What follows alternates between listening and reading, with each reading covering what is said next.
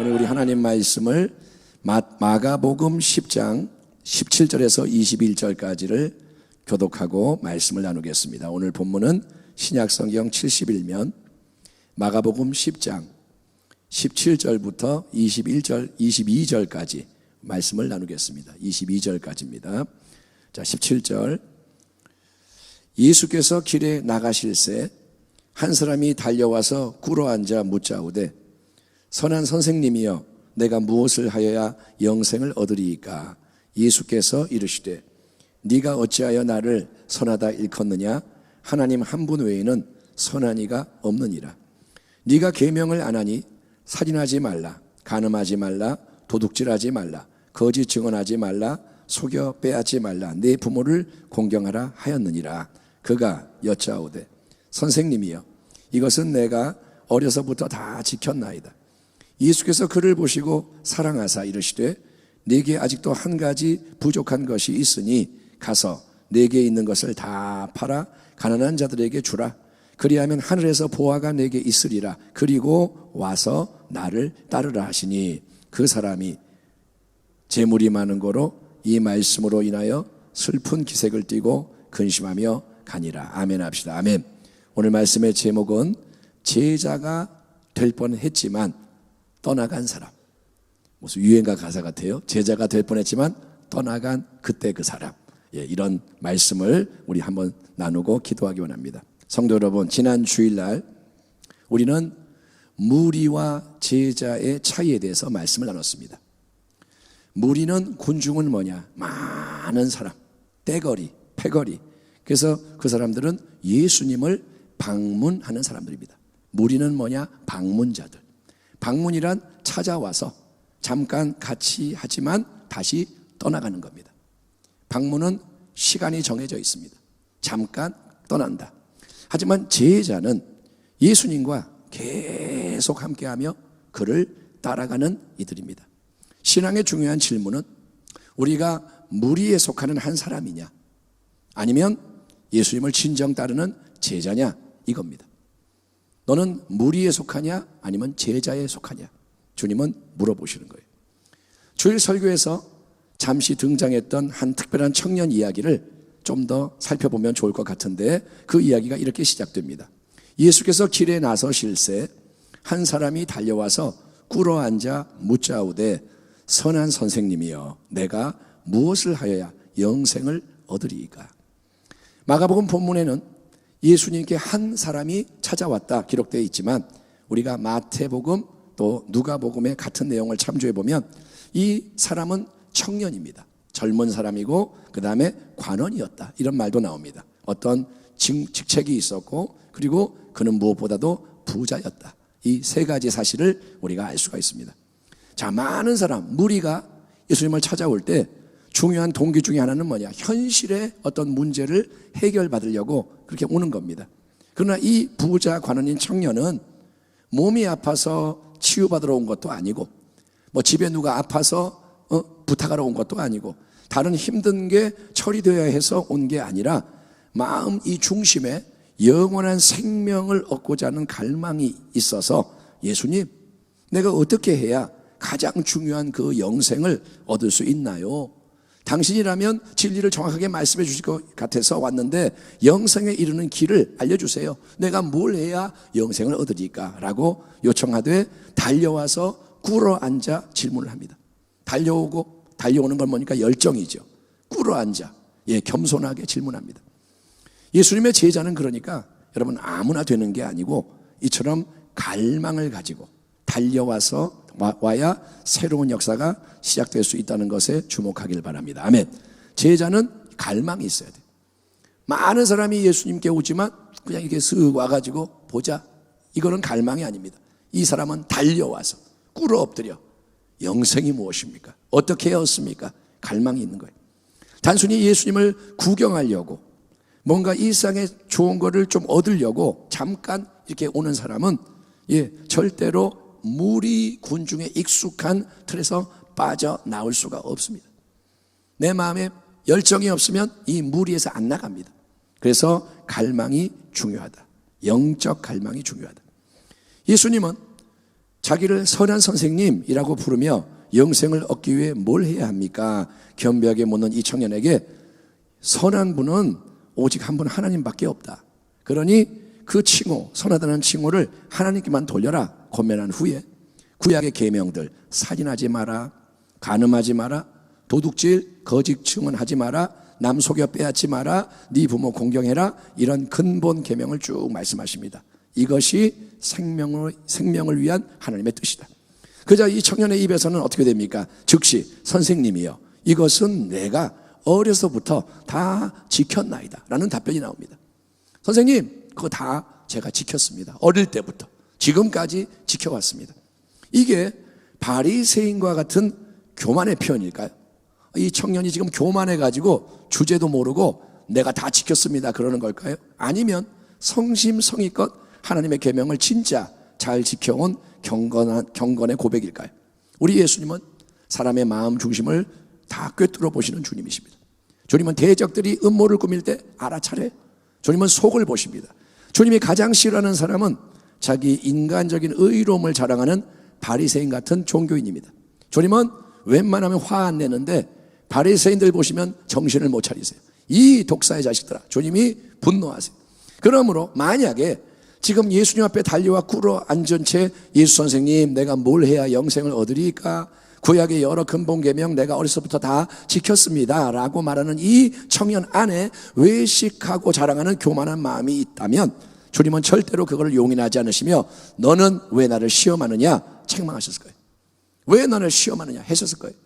그러나 그 다음 구절에서 우리는 예수님께서 이 청년을 전혀 책망하지 않으시고 반대로 다음과 같은 사랑 어린 권면의 말씀을 주시는 것을 보게 됩니다. 21절, 예수께서 그를 보시고 사랑하사 이르시되 네게 아직도 한 가지 부족한 것이 있으니 가서 네게 있는 것을 다 팔아 가난한 자들에게 주라. 그리하면 하늘에서 보화가 내게 있으리라. 그리고 와서 나를 따르라 하시니. 아멘 합시다. 아멘. 예수님은 청년을 바라보십니다. 그리고 사랑하셨다라고 분명히 기록되어 있어요. 청년을 보시고 사랑하사. 주님은 사랑하십니다. 이거는 아주 중요한 대목입니다. 이 구절이 사랑한다는 말이 마가복음에만 나와요. 제자의 길로, 그러니까 누군가를 주님이 부르시는 것은 아무나 마구잡이로 부르시는 게 아닙니다. 주님은 사랑하는 사람이기 때문에 부르신다는 거예요. 아멘. 예, 주님은 아무나 너 내 제자 해라, 길거리에서 전단지 뿌리면서 제자할 사람 아무나 오세요, 이게 아닙니다. 주님은 갈릴리 호수의 어부 베드로를 사랑하셨기 때문에 제자로 부르십니다. 동생 안드레, 그 다음에 동료 야고보 요한도 사랑하시기 때문에 택하셔서 제자로 부르셨고, 다른 제자들도 마찬가지입니다. 사랑하시는 자를 주님이 부르시는 거예요. 그리고 이날 그 주님은 자기에게 달려와서 영생에 대해 질문하는 한 경건한 청년을 보시자 마음속에 사랑이 솟아오르는 거예요. 사랑이 흘러나오는 거예요. 그래서 그 또한 제자도의 길로 함께 데려가려고 부르시는 것입니다. 그러나 일단 여러분, 제자의 길로 들어서려면 가장 중요한 근본 조건이 뭐냐? 주일날도 말씀드렸지만 베드로나 다른 모든 제자들이 이미 그렇게 한 것처럼 제자로 부름받아서 주님을 따라 나서는 사람은 이전의 모든 것을 내려놓고 빈손 맨몸이 돼야 좁은 문을 통과해서 들어갈 수가 있는 거예요. 문이 좁기 때문에 잔뜩 가지고는 못 들어가요. 내려놔야 돼요. 좁은 문은 빈손 맨몸이 돼야 통과하는 문입니다. 그리고 계속 그 좁은 길, 문 닫으면 길이 나오죠. 위에서 뒤따라 가려면 빈손 맨몸으로 남아 있어야 돼요. 우리가 공항 같은 데 가면 검색하는 데 통과할 때 다 내려놓잖아요. 그런데 통과하고 나면 다시 다 주워 담아요. 그런데 좁은 문과 길은 그게 아닙니다. 통과했으면 그대로 가는 거예요. 잠깐 벗었다가 다시 잡는 게 아니고 이건 다시 내 거예요, 이게 아니라 놨으면 끝난 거예요. 그게 좁은 문과 길입니다. 하지만 우리 예수님이 딱 보니까 참 경건하고 신실한 이 청년, 어릴 때부터 율법의 주요 계명을 다 지켜왔고 영생에 대한 갈망도 가지고 있고 예수님께도 마음이 열려있고 달려와서 그 앞에 꿇어 앉아있는 것까지 다 좋은데, 아이고 참 좋은데, 근데 한 가지 아직 부족한 가장 중요한 게 딱 있는 게 보입니다. 그게 뭐냐? 그거는 그에게 있는 많은 물질, 소유, 재산이 그의 인생을 묶고 있기에 그거를 일단 다 내려놔야 하고 비워야 한다는 거예요. 주님이 딱 보니까 진단이 나와요. 아이고, 다 좋은 것 같은데 근본이 묶여 있구나. 그게 물질이구나. 그래서 주님이 말씀하시는 거예요. 내가 너를 사랑해서 네게 아직 부족한 그 한 가지를 정확하게 집어서 말해줄게. 내가 너를 사랑하기 때문에 내가 너를 위해서 꼭 필요한 그거를 아프지만 얘기해 줄게. 너는 일단 돌아가라. 지금 내 앞에 와 있는데 일단은 가라. 그리고 내게 있는 걸 다 팔아 가난한 자들에게 줘라. 네 거라고 하는 걸 다 줘라. 네가 이 땅에서 쌓아놓고 붙잡고 있는 그 모든 소유를 하나님이 기뻐하시는 대로 너에게 지금 명하시는 대로 가난한 자들에게 나눠줌으로써 이제 하늘의 보화를 쌓아놓는 영적 대전환을 이루라. 이제는 인천 상륙작전처럼 확 바뀌는 변화의 문을 열어라. 그리고 너는 다시 내게 와라. 그리고 그때 이제부터 나를 따라오너라. 너도 나의 제자가 되는 길 위에서 함께 가자. 함께 가자. 주님이 부르시는 거예요.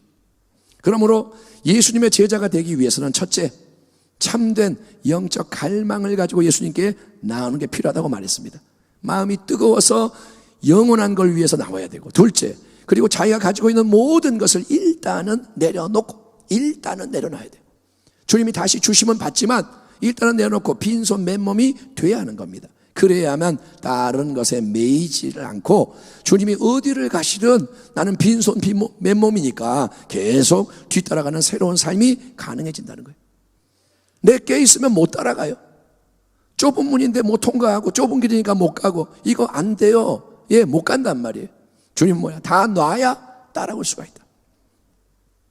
그러나 이 부자 청년은 자기가 소유하고 있는 많은 재산과 물질을 다 팔아서 나눠주고 빈손과 맨몸으로 돌아오는 주님의 말씀을 딱 들으니까 슬픈 기색을 띠고 근심하며 떠나갔고 다시 돌아오지 않았습니다. 다시 돌아오지 않았습니다. 왜냐? 그에게는 지금 이 땅에서 그가 소유하고 있는 많은 재산이 가장 중요한 것이어서 그거를 절대 버리고 싶지 않았고 절대 버릴 수가 없었기 때문입니다. 성도 여러분, 항상 남의 이야기 하는 건 쉬워요. 그런데 만약에 우리 주님이 이 부자 청년에게 하신 말씀을 지금 우리에게도 똑같이 하신다면 우리는 어떻게 반응하게 될까요? 야, 너도 다 팔아 나눠주고 나를 따라와라. 주님이 그러신다면 우리는 어떻게 할까요?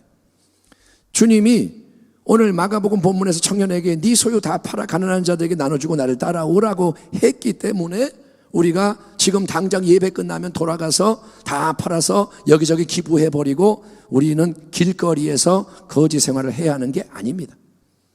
다 팔아라고 했으니까 집도 다 팔고 그럼 우리 거지 되고 구걸하고 살아야 되나요? 주님이 뜻이 그건가요? 너희는 온 세계 다니며 구걸하며 살아라 그건가요? 아니요. 그러니까 여러분, 주님의 말은 이 제자 청년에게 한 말이에요. 일단. 근데 주님이 분명하게 강조하시는 제자도의 근본 조건은 뭐냐면 일단은 우리가 주님을 진짜 따르는 자가 되기 위해서 무엇이든 그것을 주님이 말씀하시면 즉시 내려놓고 내어 드릴 수 있는 준비가 되어 있어야 한다는 거예요. 주님이 주인이란 거예요. 아멘 합시다. 아멘. 예수님이 주인 맞죠? 그렇다면 주인이 그거 내려놔 그러면 예? 할 수 있는 마음이 돼야 한다는 거예요. 하나님이 아브라함에게 마지막으로 시험하신 것은 그가 사랑하는 독자 이삭을 번제로 바치는 경외의 시험이었습니다.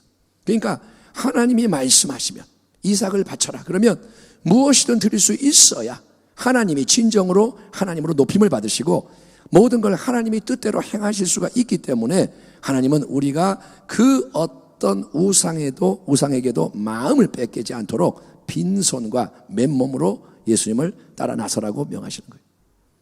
예수님보다 중요한 게 없고 아멘. 주의 말씀보다 중요한 게 없다. 그러니까 생명도 드리는 거예요. 자, 네 생명을 다오. 아멘. 어차피 주님 거니까. 이게 뭐냐? 신앙의 가치관이라는 거예요. 여러분, 빈손, 맨몸은 새로운 삶, 제자의 삶의 외적인 특징입니다. 제자의 길을 가는 사람은 빈손과 맨몸이 특징이에요. 그리고 그 새로운 제자의 삶을 규정하는 내적인 안의 특징은 이번 주의 암송 말씀인 누가복음 9장 23절에 명시되어 있습니다. 또 무리에게 이르시되 아무든지 나를 따라오려거든. 주님을 따라가는 게 제자도죠. 아무든지 나를 따라오려거든 자기를 부인하고 날마다 제 십자가를 지고 나를 따를 것이니라. 자기를 부인하고 날마다 자기 십자가 지고 예수님을 따르는 것이 제자도의 핵심이고 그게 제자도의 방법입니다. 자기를 부인한다. 그게 뭐냐? 내 인생 자동차의 핸들을 내가 돌리는 게 아니라 예수님께 맡기는 거예요. 아멘. 내가 운전하는 게 아니라 예수님이 하시게 하는 거예요. 아멘. 또는 내가 핸들을 잡고 있더라도 철저히 성령님의 내비게이션 안내하는 대로 따라가는 겁니다. 아멘. 주님이 네가 핸들을 잡고 있어라고 할 수도 있어요. 근데 네가 마음대로 틀지 말고 내비게이션 따라 움직여라. 잘 귀를 기울이고 좌회전 그러면 좌회전이고 우회전이면 우회전이고 서라 그러면 쓰고 철저하게 따르라는 겁니다. 그러면 날마다 자기 십자가를 지는 사명의 거룩한 고난이 앞을 가로막게 되는 거예요. 주님의 길을 가면 고난이 있어요. 주님은 고난의 길을 가시는 거예요. 여러분 이 점을 우리 명심합시다. 주님 가는 길은 편하고 좋은 길이 아니라는 거예요. 주님은 십자가의 길을 가세요. 그래서 우리가 주님의 안내를 받아 계속 따라가면 우리에게도 거룩한 사명의 고난이 앞을 가로막는데 그거를 피하는 게 아니라 아이고 무서워 도망가는 게 아니라 감사함으로 받아들이는 거예요. 고난을 받아들이는 거예요. 고난이 오는데 이건 주님이 인도하는 거야. 이건 주님이 이끄시는 길이야. 받아들이며 감사하며 그 고난을 길 삼아서 계속 앞으로 예수님을 뒤따라 나아가는 게 제자의 길입니다. 아멘. 주님은 우리를 어디로 인도하실까요? 주님이 눈에 안 보이는데 함께 하십니다. 주님이 어디로 우리를 데리고 가실까요? 주님은 계속 더 낮은 곳으로 인도하십니다. 세상이 볼 때는 어리석어요. 아이 저 바보 더 높아지는 길을 가야지 왜 맨날 낮아지냐? 왜 무시당하냐? 왜 밟히냐? 주님은 그리로 인도하십니다. 더 불쌍한 사람들에게로 가고 예수님이 세리와 창녀의 친구가 되셨듯이 너는 나하고 수준이 안 맞아서 못하겠어 이게 아니라 그게 교만한 마음입니다. 주님은 자꾸 더 낮추시는 거예요. 더 낮아져라. 더 낮아져라. 테레사 수녀가 왜 인도의 가장 불쌍한 빈민들에게 가느냐? 주님이 인도하시기 때문에. 아멘. 왜 손양원 목사님이 나병 환자들과 같이 살아가느냐? 주님이 인도하시니까. 더 낮은 데로 주님은 인도하실 것이고 그러나 그 길은 낮아지지만 계속 더 높은 곳으로 나아가서 천국 본향의 영광 유업에 이르는 길인 줄 믿습니다. 세상이 볼 때는 낮아지지만 주님 앞에서 높아지는 거예요. 주님은 더 많은 걸 맡기시고 주님의 마음을 기쁘시게 할 때 더 부어주시고 책임을 주시는 거예요. 지금까지 성도 여러분 우리는 예수님을 다 오래 믿었습니다. 저는 모태신앙이고 여러분은 몇 년 믿었는지 모르지만 10년, 20년 많이 믿었다 이거예요. 하지만 어쩌면 우리는 무리와 군중처럼 지금까지 예수님을 잠시 방문하는 인생이었을 수 있다는 거예요. 예배 나옵니다. 근데 그게 방문일 수 있다는 거예요. 주님 안녕하셨어요?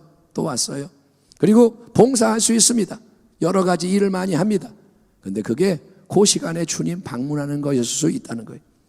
여러분 정도의 차이가 있지만 우리 모두가 어쩌면 그런 모습인지 몰라요.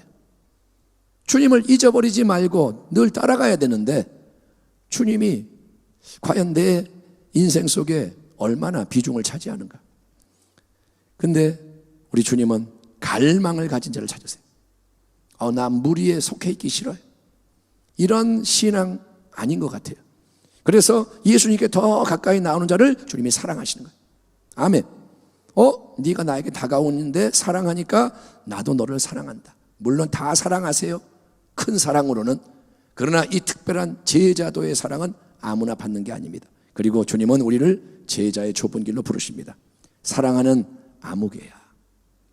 거기에 자기의 이름을 넣으면 좋겠습니다. 사랑하는 아들아 딸아, 이제 너는 네가 가지고 있는 모든 거, 죽을 때 다 놔야 하는 그 모든 거, 죽을 때 어차피 나야 되지 않니?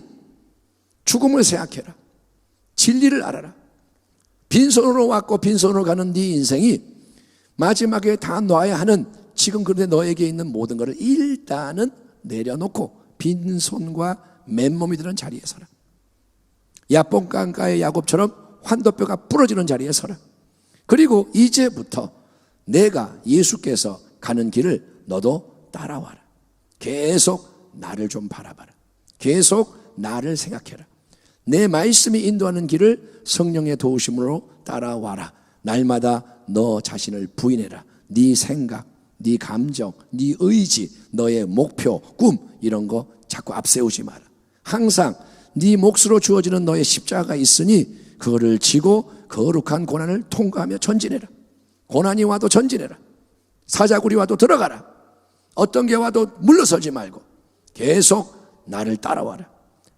말씀, 기도, 성령의 역사가 너를 이끌어 갈 것이다. 그 속에서 너는 따라오면 나를 더 알게 될 것이고 따라올수록 더 나와 하나가 될 것이고 그리고 나의 뜻을 이루는 통로로 쓰임을 받을 거고 많은 열매를 거둬서 나중에 영원한 칭찬과 상급을 얻게 될 것이니 이 길이 영생에 이르는 길이다. 아멘. 이것이 예수를 믿는 길이다.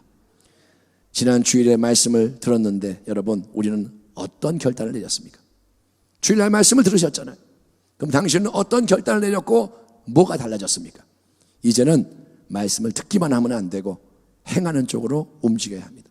이제는 들었잖아요 오늘. 그러면 씨름을 해야 돼요. 이 말씀 붙잡고 씨름을 해야 돼요. 하나님 이 말씀을 내가 어떻게 해야 이룰 수 있을까요? 기도를 해야 되는 거예요. 내 마음이 움직이지 않기 때문에 우리의 육은 이걸 싫어합니다. 우리는 이 길을 못 갑니다. 인간은 이 길을 못 갑니다. 그래서 하나님이 우리에게 기도하라고 하시는 거예요. 이번 52일 작전 기도 기간 동안 공회전하지 말고 자동차 붕붕 시동 걸어놓고 공회전 앞으로 안 가고 붕붕 그 자리에 있지 말고 여러분 말씀 위에서 전진하여 참된 제자로 세워지는 우리 모두가 되기를 소망합니다. 그 제자가 뭐냐? 군사입니다. 그 제자가 기도원의 300명의 용사인 거예요. 아멘. 제자가 될 때 이제 승리하게 되는 거예요. 예수님이 승리하게 만드시는 거예요. 우리 교회 여러분 예수님과 동행하며 승리하는 교회. 아멘. 동행해야 돼요. 제자가 돼야 됩니다. 그래야 승리합니다. 여러분 그래서 가정도 승리하고 우리 교회 승리하고 이 나라 민족도 변화되고 새 역사가 일어나고 열방의 주의 은혜 영광이 넘쳐나게 되기를 주의 이름으로 축원합니다. 기도하겠습니다. 하나님 아버지 오늘 다시 한번 제자도의 말씀을 나눕니다. 아버지 우리가 자기를 돌아보게 하시고 착각하지 않게 하시고 무리에 속해서는 주의 뜻을 이룰 수가 없습니다. 이제는 제자의 길을 아버지여 사명으로 알고 달려가게 하여 주옵소서. 주의 종으로서 제자가 되고 성도로서 제자가 되고 우리 다음 세대 자녀들도 어릴 때부터 사무엘처럼 주의 말씀에 귀 기울이며 나가는 제자가 되게 하여 주옵소서.